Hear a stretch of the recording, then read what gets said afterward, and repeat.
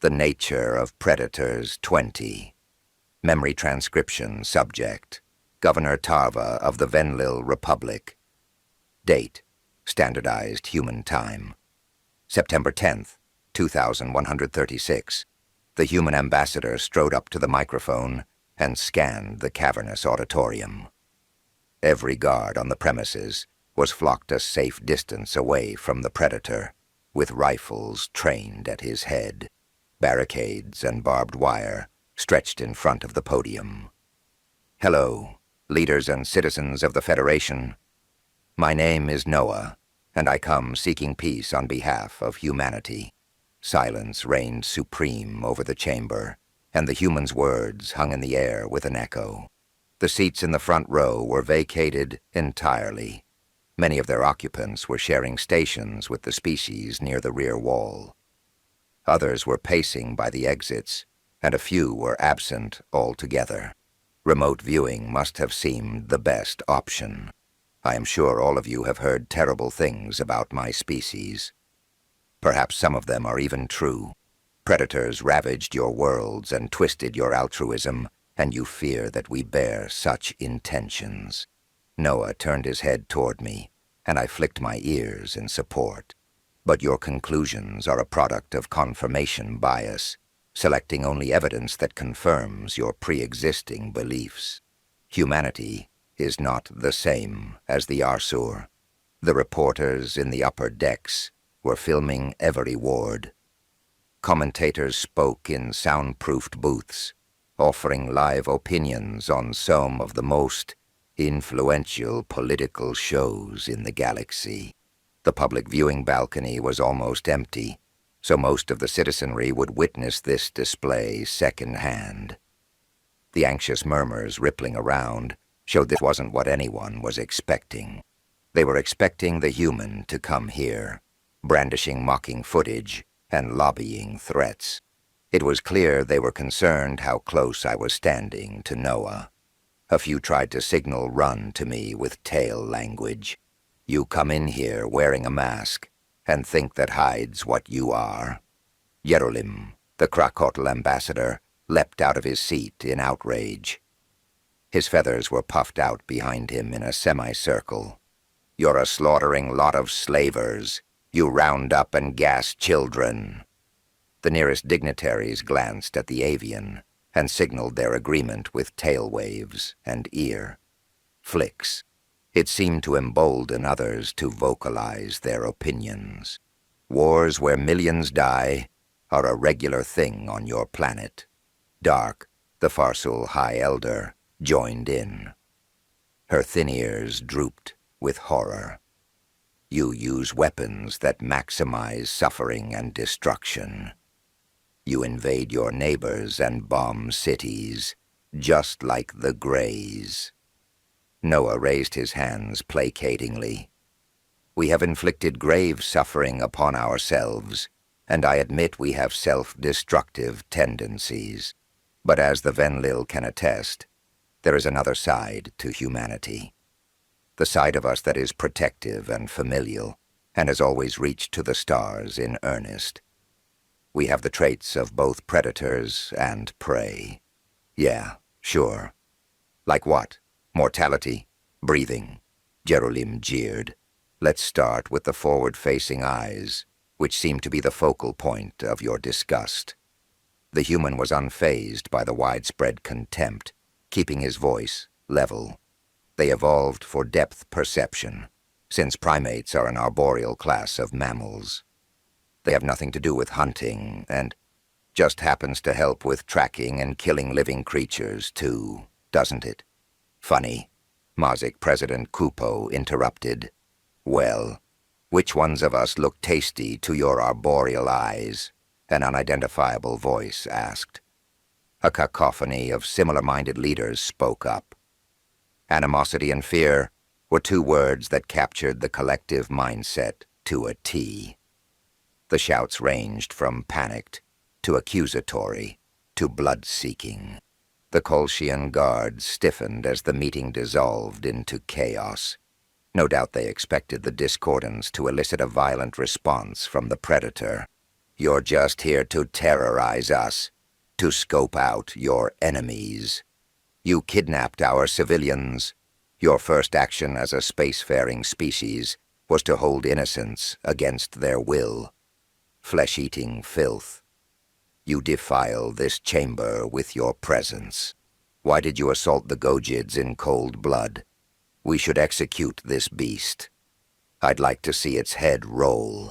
My eyes widened in dismay, and Noah ducked his head.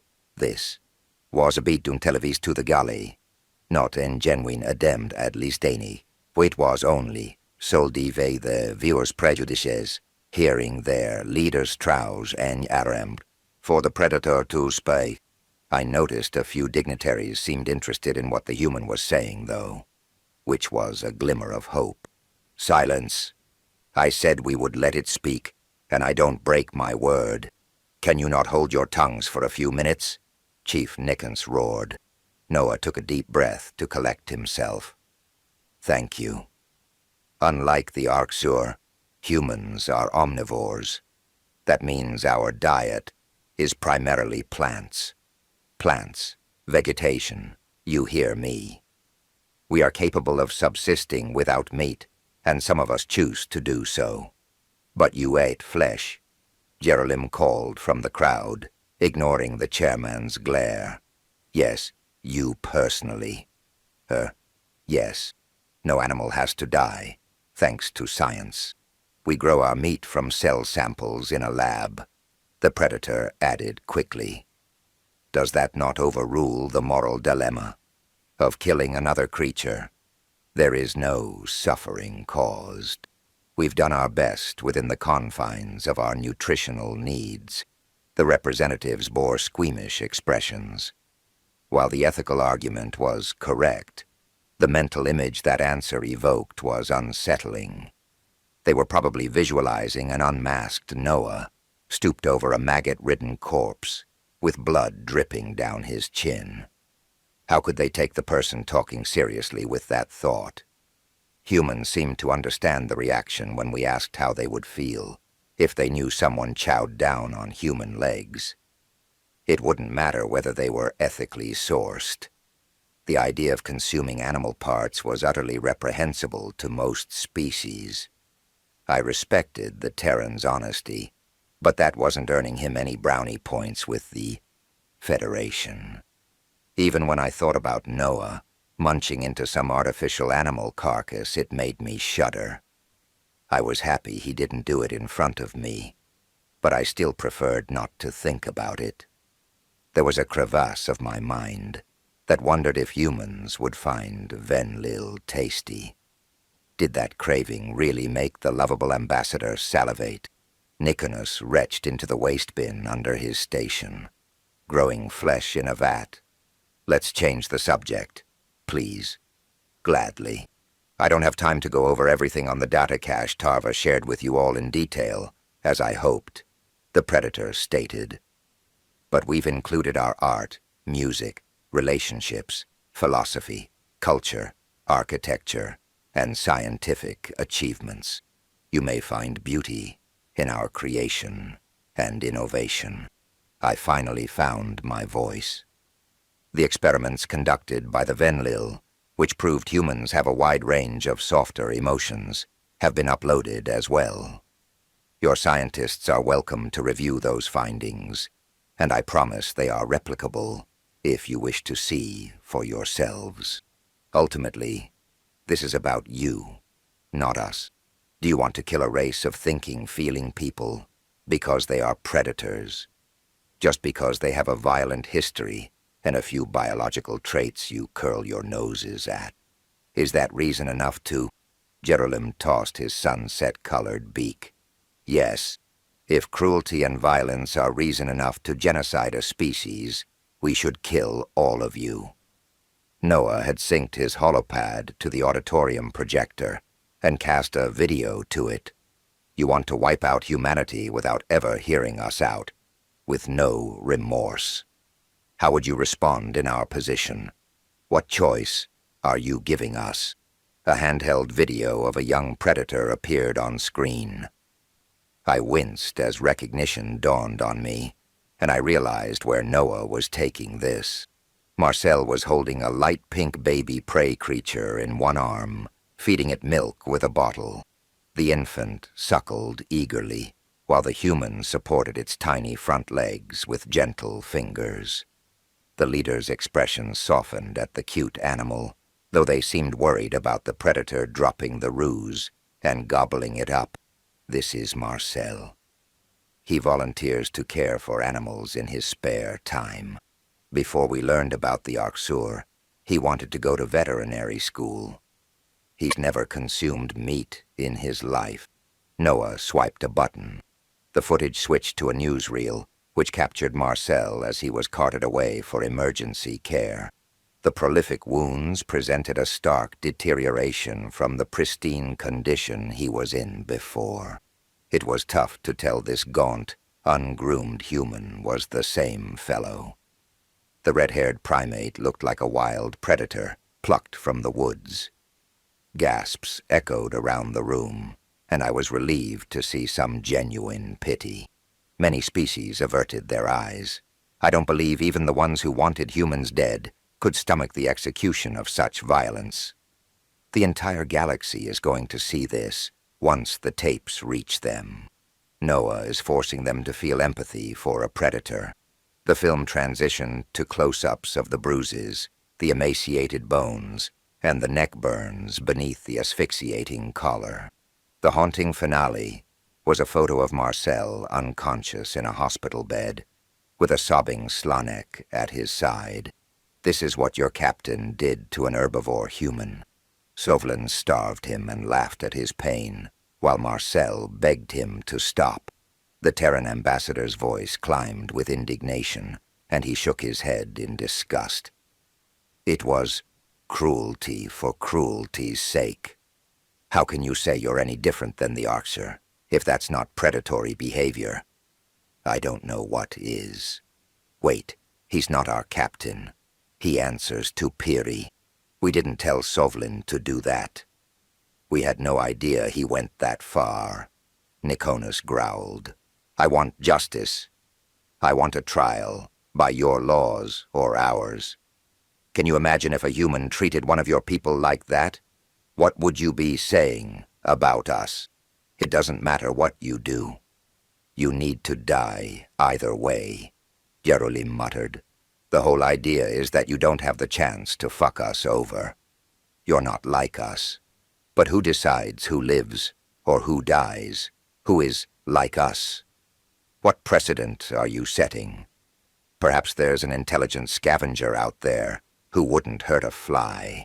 The human paused for effect and raised a confident hand. A predator who only eats insects and small game. A territorial herbivore who might lash out at you. Maybe just a tree-dwelling creature who gets targeted for their eyes. Kupo flared his trunk. This is ridiculous. Your whole argument is hypothetical. Yes.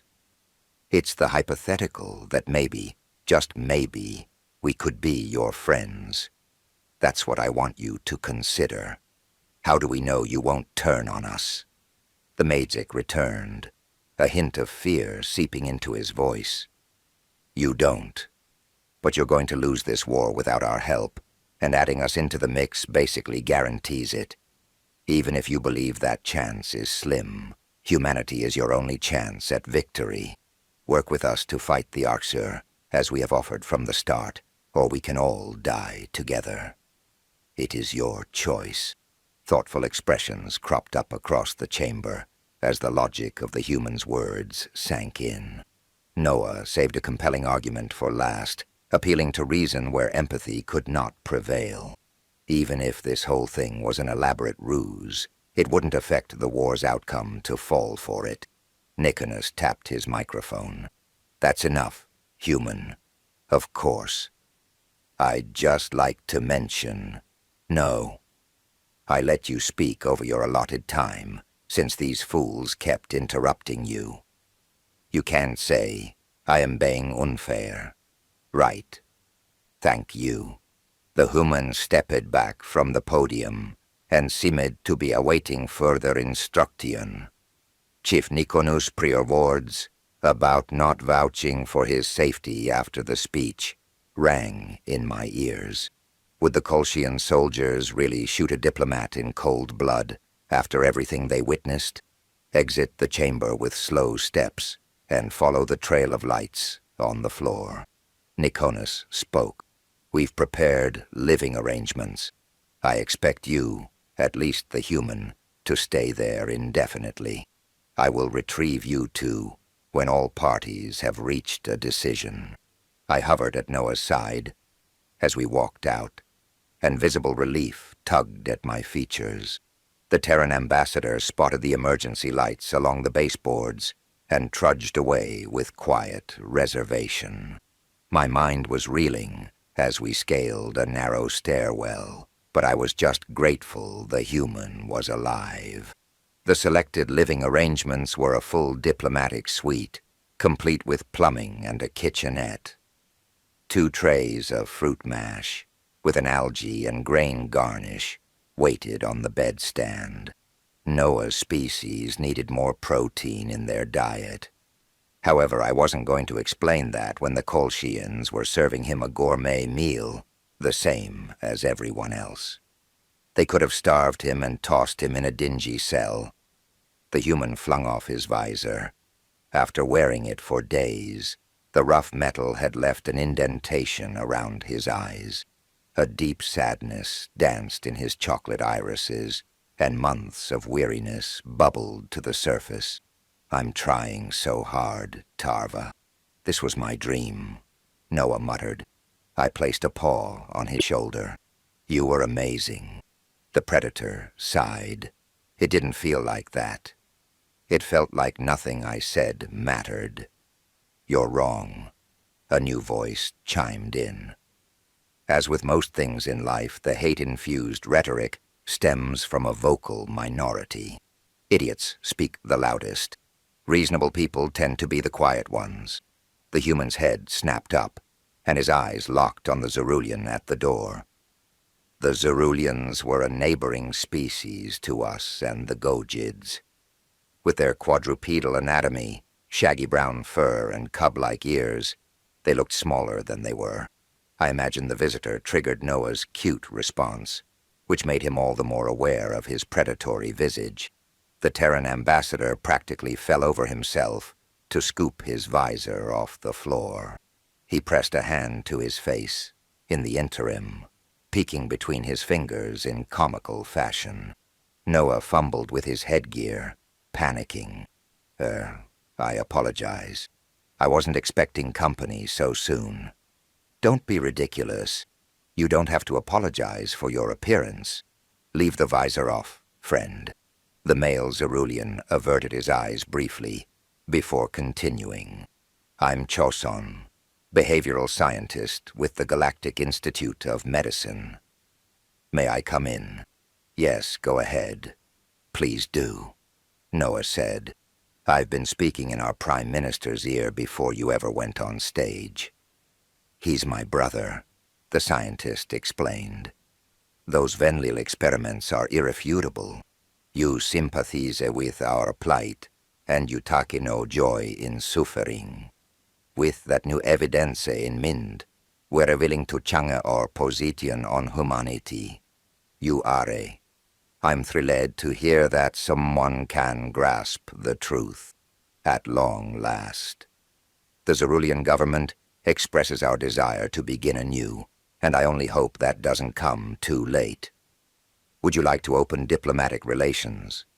Noah's eyes crinkled around the edges, which indicated that a smile was hidden beneath his mask. The Terran ambassador felt his mission was worthwhile if he swayed a single species.